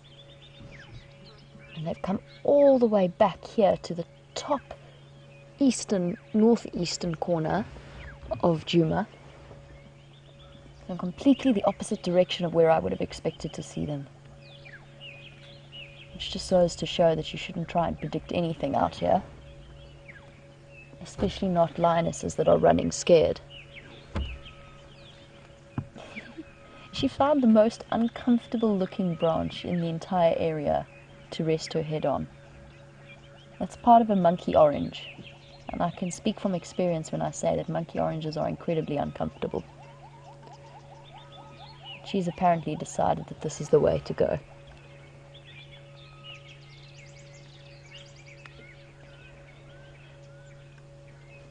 Now, just a little catch-up for anybody who is a new viewer and joining us for the first time. When I first started working here, which was about 3 months ago now, in July, mid-July, this Nkuhuma pride, of which these females were part of, was 8 members strong, consisted of 5 adult females, 2 sub-adult females, and 1 almost adult male nicknamed Junior, and they were generally ruled over by the 2 dominant males in this area known as the Matimba males. And a couple of weeks after that there was a sudden incursion of 5 young male lions known as the Birmingham boys. Very big males but still very young and inexperienced, and they came in and caused absolute chaos around the area.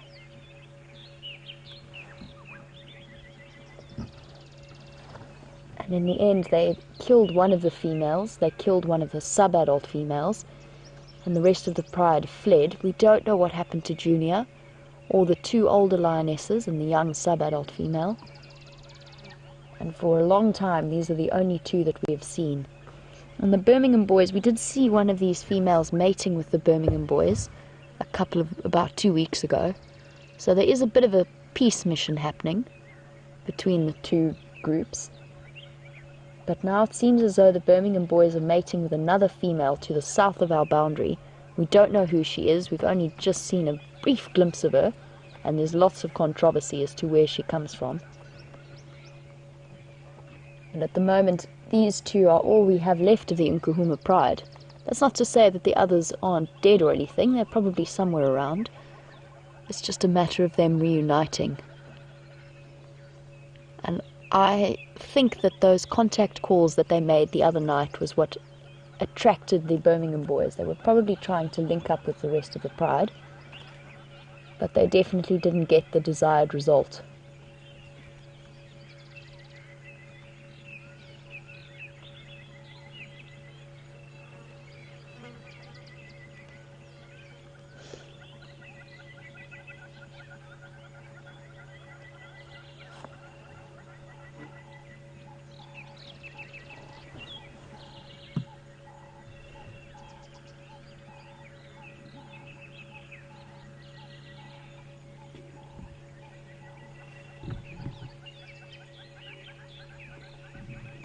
We have watched the most incredible stories unfold over the last few months at Nkuhuma, not only with the lions but also the leopards that move through this area.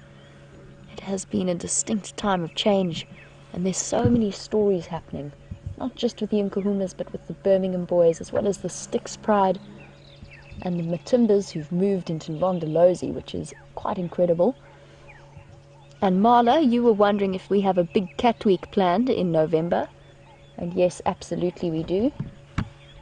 There will be the Nat Geo specials happening around, I think, the end of November this year.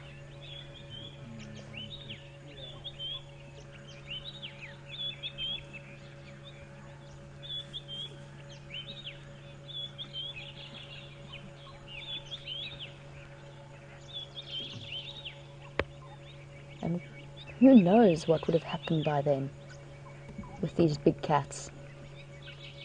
It's going to be phenomenal to see.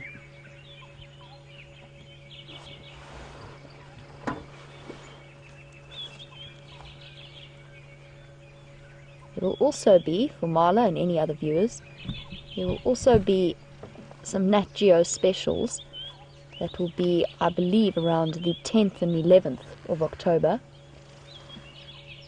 So we will have Hayden and Peter Pretorius coming across. Sorry, 13th and 14th of October.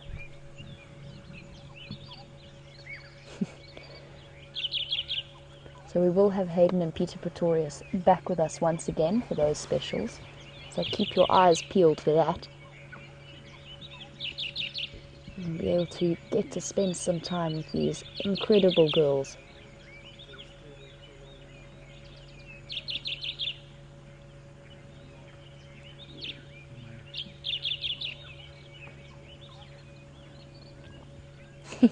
That branch is slowly giving way under the weight of her head.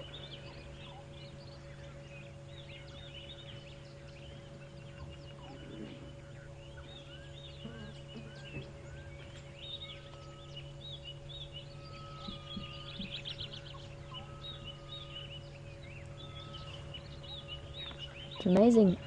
2 days ago we saw them with enormously full bellies, and they have burned off quite a lot of that already, just from moving around. They gorged themselves for about 4 days on that buffalo, and already they're at the point now where they're going to start looking for food once again. And we came to the conclusion that they didn't kill that buffalo themselves, and it would have been astounding if they had, for 2 females on their own.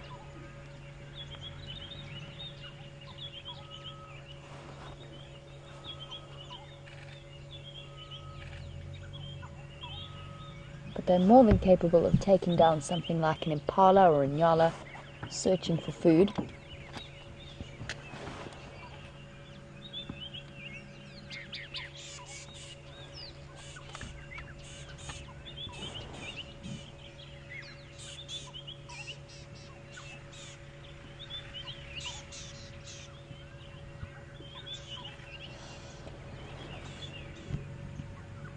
Now, I mentioned earlier when they were running around to points of safety. Now, prides like this have core home ranges that they're very, very familiar with, and then a sort of a fluctuating territorial boundary. But for these two out on their own, Vicky, I am in agreement with you. I think that they're sticking around Nkuhuma and the sort of northern section of Arathusa, because those are parts of the areas that they know very, very well. They'll know all of the secret paths. And typically the Nkuhuma's home range stretches all the way from Torchwood up into Buffelshoek and even into Manyaleti at times, and down Nkuhuma and into Arathusa, which means that the rest of the pride could actually be anywhere at the moment, but I think that they are trying to stick to familiar areas for now. Just waiting until they have the opportunity to meet up with the rest of them, if they ever do, which I'm really hoping that they do.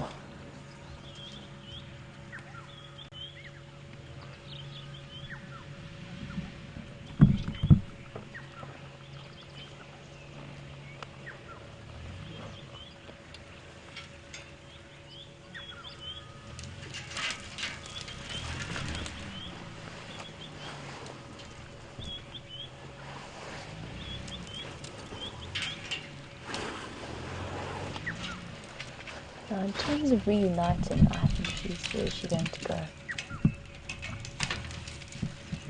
Reposition herself on a termite mound. I think she's decided that her headrest just wasn't cutting it. It's a beautiful silhouette there. Now, Yummy Sphinx, just talking about these two out on their own and the fact that they're split off from the rest of their pride. You were wondering if they couldn't track each other by scent. It depends. They'd have to be, yes, they could. And we saw it actually happen with the one female who followed her sister. And she went in a completely direct route from the buffalo carcass to where her sister was sitting at the opposite side of the dam. So they can track each other by scent, but I think that they have to also come across that scent. It has to be fairly fresh. And in terms of the distance they could cover in a day, by the time they find old scents, the lionesses that they're trying to find could be far away. But just bear in mind as well that we don't know why they've split off or what's happening, what the reason behind it is.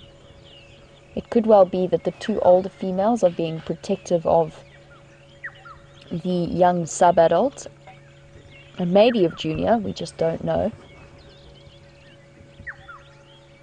They've split away for some reason, and it could also be because these young females, their bodies went into false estrus, and they got split up whilst mating with the Birmingham boys. But in terms of relocating each other, maybe it's just that they're too scared to venture too far towards where the Birminghams are. I honestly don't know exactly what's happening here. We're just going to have to wait and see as to whether or not they're going to reunite.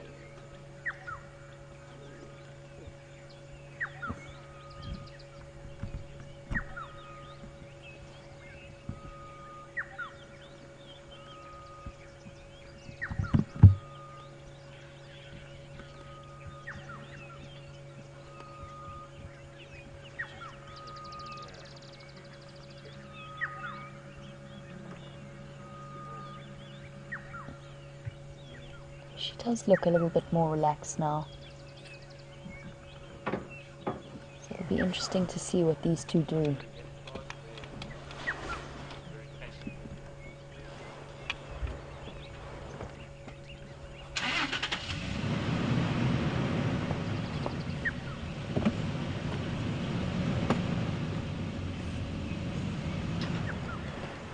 Now I've said that these two are young, but Gwen, your question was whether or not they're adults or sub-adults. They're definitely adults. What she gets. Where are you going, big girl? Where are you going to go lie down? They are adult females. You can see they're nice and big. They're probably about 4 or 5 years old, so still young.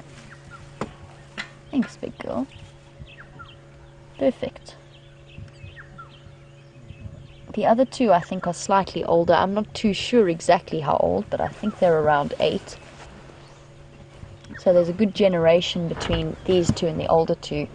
And I have mentioned, because they are sort of a similar age, that I think that there's a very good chance they will almost definitely be sisters, and failing that, cousins.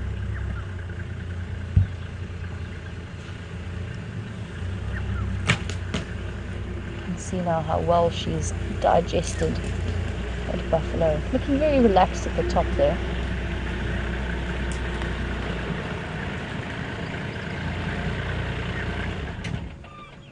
And in terms of aging lions, just in case you were wondering, the best way is to have a look at the condition of their teeth in their canines, whether or not they're worn down or yellow. And then the next point to look at, although that can be genetic as well, is to have a look at the amount of black on their nose.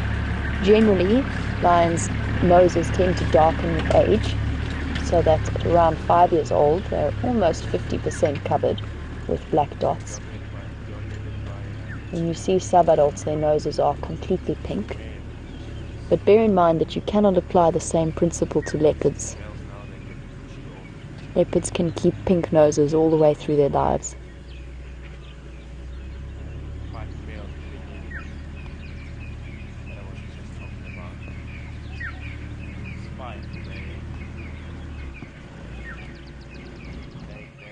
And as I mentioned, they were mating with the Birmingham boys, or at least one of these ladies was mating with the Birmingham boys. But it's probably a false estrus, and it'd be interesting to know whether these two have ever had any cubs before. They're at the right age where they should have already had their first set of cubs, sort of before all of the Birmingham boy drama. And they might have mated with the Matimbas before all of this happened. We just don't know at this point.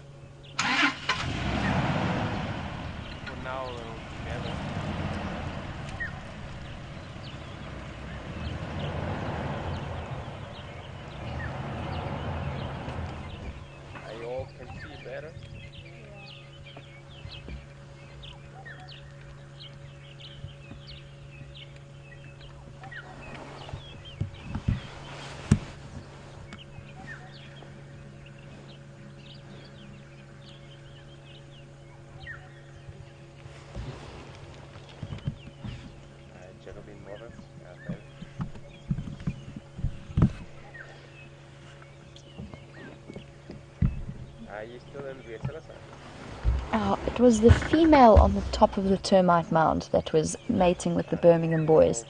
So Lisa G, it wasn't a sub-adult, it was the adult female that we've seen before us. They are young, but they are adults. The sub-adult female, she's probably about a year and a half, or just over a year and a half now. She's still too young to be mating. She'd only really be mating at around 2.5 years old, so she's still got another year, which in a way put her at risk when the Birmingham boys did come in and take over, because she was just right at the cusp of the age where her mother wouldn't quite be ready to mate again, and neither would she, which put her at the risk of infanticide. Now, for those of you who don't know or aren't familiar with lion behavior, when a pride takeover does happen, the incoming males will set out to kill the cubs of the previous males in order to bring the other females back into estrus and to pass on their own genetic line instead of investing any energy looking after another male's cubs. So those sub-adults, though they were right on the cusp, as we did see, the Birmingham boys did kill one of them. She probably got caught in the middle of a conflict. And because those males are so young, and because there's so much testosterone flying around when a pride takeover does happen, the males get hyped up, and any kind of slightly aggressive situation, which happens with lions regularly, even within prides, they batter each other over food. Occasionally they get in each other's space and snarl at each other. But because of the heightened levels of tension, it just resulted in explosions that unfortunately resulted in the death of one of the adult Nkuhumas and that sub-adult female. And at the moment, although when I first came back to work about 3 weeks ago, we did know that the sub-adult and junior were still alive. Excuse me. We still haven't had any updates since then. They were last seen on a buffalo kill in Simbambili and disappeared after that.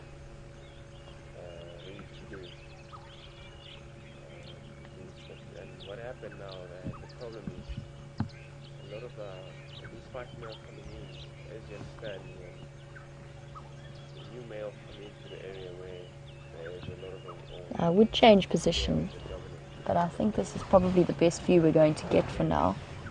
There's a very thick bush in our way, so we'll stick with them here for now.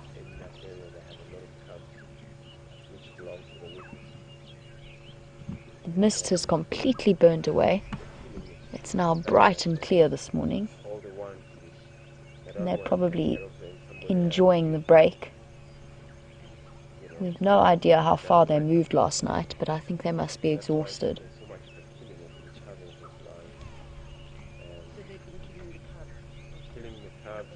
This one luckily doesn't have much young cubs, but the juveniles they have. But I believe they're actually. It seems that the killing was happening and they all spread around a lot. And but despite they're still around. This morning I heard that they were far south of us where we cannot go. So what they do, they are all just playing and running around away from them because they already witnessed how bad it is bird bites. Understanding that a lot of times when that happens, One of the females that we are missing has distinctly orange eyes, and that has earned her the nickname Amber Eyes. And Safari Haze, you were suggesting that maybe Amber Eyes is the mother of these two females.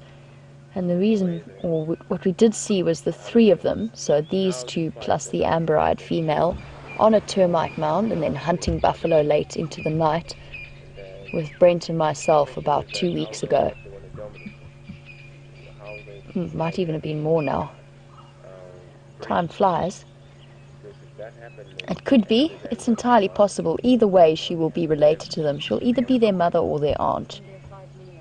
is essentially how lion pride female dynamics work.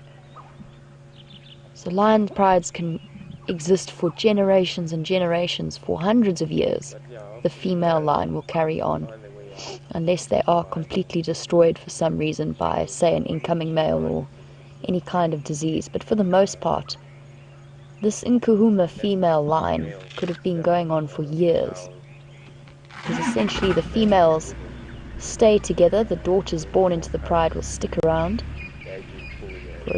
for the rest of their lives, and essentially keep the genetic line fresh by mating with different males. And that's why, although it was brutal and very sad, that's why takeovers like the one conducted by the Birmingham boys is so necessary, to keep those genetics fresh. Because once those sub-adult females did reach mating age, if the Birmingham boys hadn't taken over, there is a very good chance that the Matimba males would have mated with them. Lions don't know about inbreeding. They're not governed by the same rules that we are. They're governed purely by biology and instinct. So they've evolved to keep these methods of keeping genetic lines clean and fresh.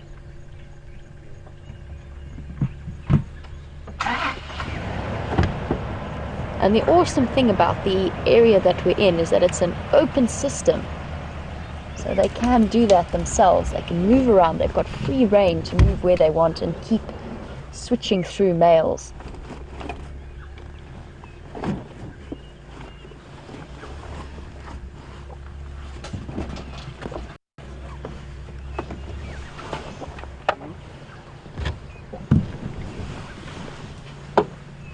Now these two at some point are going to want to be on the hunt. And one thing that could well be on their menu is a zebra, which apparently Scott is looking at right now. So let's head across to him and I will catch up with you a little bit later.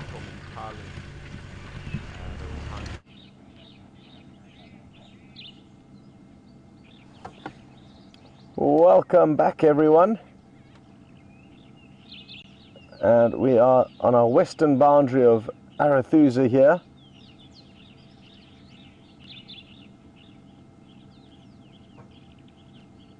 It's turning out to be an absolutely beautiful, beautiful day.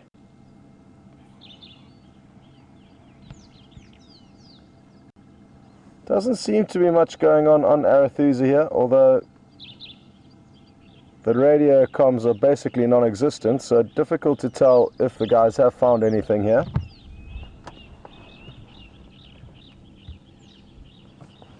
But like I said, it's turning out to be a beautiful day and good to be out exploring. This is the area where Tingana and the Anderson male leopard, two big dominant male leopards, have kind of a buffer zone, and every time I come here I hope that we're going to bump into either one of them, but more specifically the Anderson male. I've only seen him twice, and both sightings were kind of brief and haven't really ever spent a considerable amount of time with him. So hopefully he has finished that giraffe that he killed a few days ago on Londolozi and may have come back north into this area. I think these are two zebra stallions, possibly youngsters that haven't been able to secure their own harem just yet.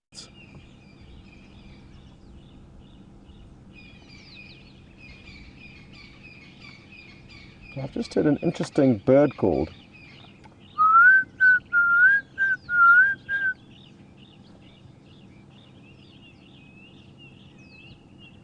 There it goes again. And that is a class's cuckoo, which has come back from its migration. So it's back in the area. And it's an incredibly beautiful bird, bright emerald green. It'd be wonderful if we could find it for you. It sounds like it's quite far off the road though. But what I'm going to do is find a picture for you in the book. There it goes again.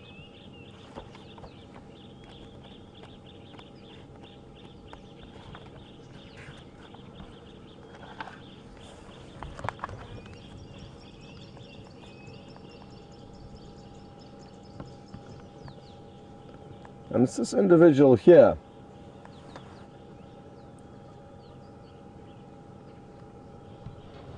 doesn't migrate too far. It's an intra-African migrant. I'm not sure how far north it does go into Africa. But it's also got a cousin in this area that we will also see called the Deirdric's cuckoo. So they both look fairly similar. And if you can find one, especially on a sunny morning like this, it will glisten and glow, or both of them will.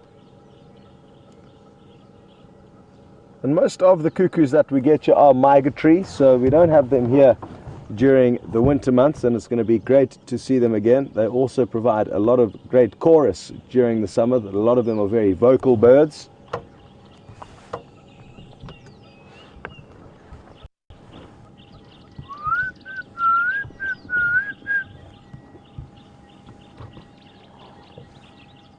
I wonder where it's sitting. Usually when they call, they are often perched up high on the tips of the trees that they call.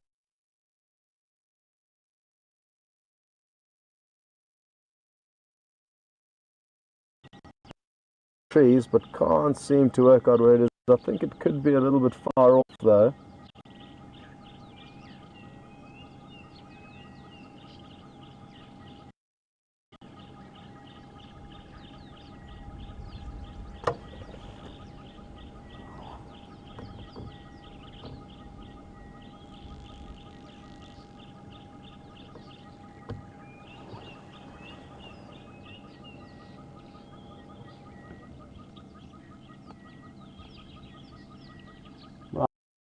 What's quite interesting,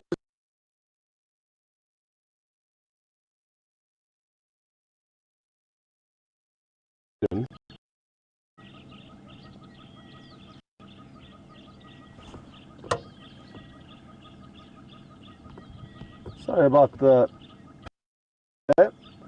bizarre how when we're not even moving we can still lose signal.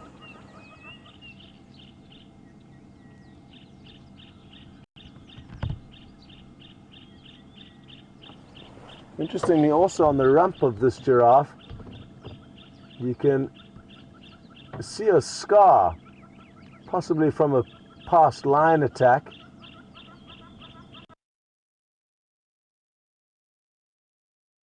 Also see, sorry, zebra. I often say giraffe instead of zebra. I'm not sure why that happens. But you can see where the stripes don't kind of match up perfectly. And you see it fairly commonly on zebra. They've got incredibly powerful hind quarters that allow them to kick lion off them. But what I would like to show you is the other zebra's tail, to give you a comparison as to what a healthy zebra looks like as opposed to a not so healthy zebra. I mean, that's a massive difference. Look at how short and stubby that tail is. Not nearly as effective for swatting the flies as its friends.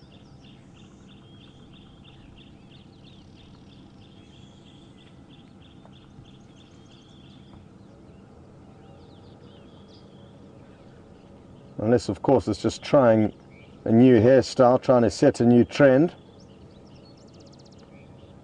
You can also see how its mane is quite floppy, flopping down to the one side. It's also a good indicator of zebra that are not in the best of condition. Whereas the other individual's mane is sticking up perfectly vertically.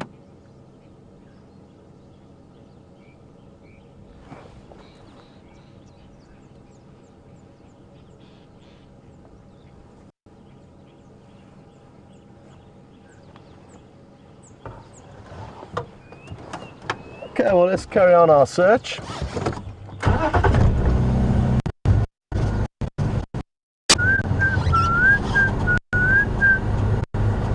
Come on, oh, I've just seen it.